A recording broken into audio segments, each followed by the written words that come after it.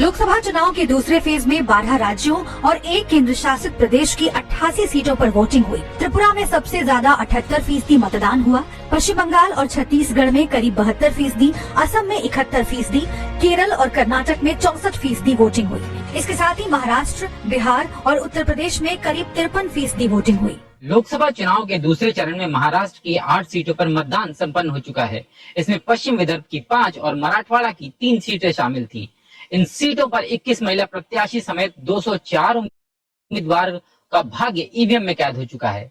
मणिपुर के उखरुल से एक वीडियो सामने आया जिसमें कुछ संदिग्ध एक बूथ के अंदर घुस गए, जिसके बाद कांग्रेस ने लोकतंत्र हाईजैक का आरोप लगाया। इससे पहले छत्तीसगढ़ के गरियाबंद में बूथ पर ड्यूटी के दौरान एक पुलिसकर्मी ने खुद को गोली मार ली।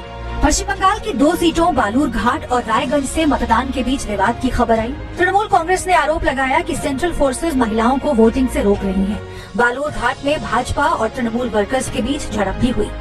चुनाव के इस फेज में लोकसभा अध्यक्ष ओम बिरला, 5 केंद्रीय मंत्री, 2 पूर्व मुख्यमंत्री और 3 फिल्मी सितारे हैं। राहुल गांधी वायनाड, शशि थरूर तिरुवनंतपुरम और हेमा मालिनी मथुरा सीट से मैदान में हैं।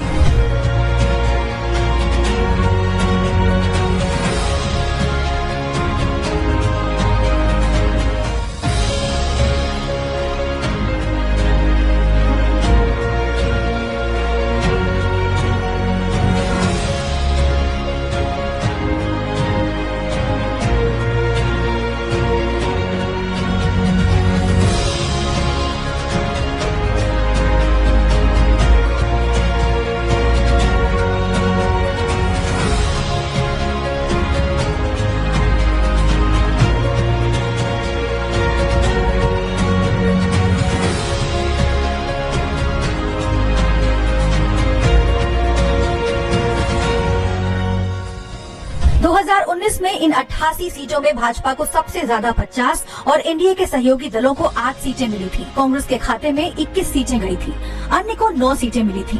चुनाव आयोग के मुताबिक इलेक्शन के दूसरे फेज में 1198 कैंडिडेट्स मैदान में हैं। इनमें 1097 पुरुष और 100 महिला उम्मीदवार हैं। एक प्रत्याशी थर्ड जेंडर है। एसोसिएशन फॉर डेमोक्रेटिक रिफॉर्म ने 1192 उम्मीदवारों के हलफनामे में दी गई जानकारी पर एक रिपोर्ट तैयार की। इनमें से 21% यानी 250 उम्मीदवारों पर क्रिमिनल केस दर्ज है। सेकंड फेज में 12 हॉट सीटों पर सबकी नजर है।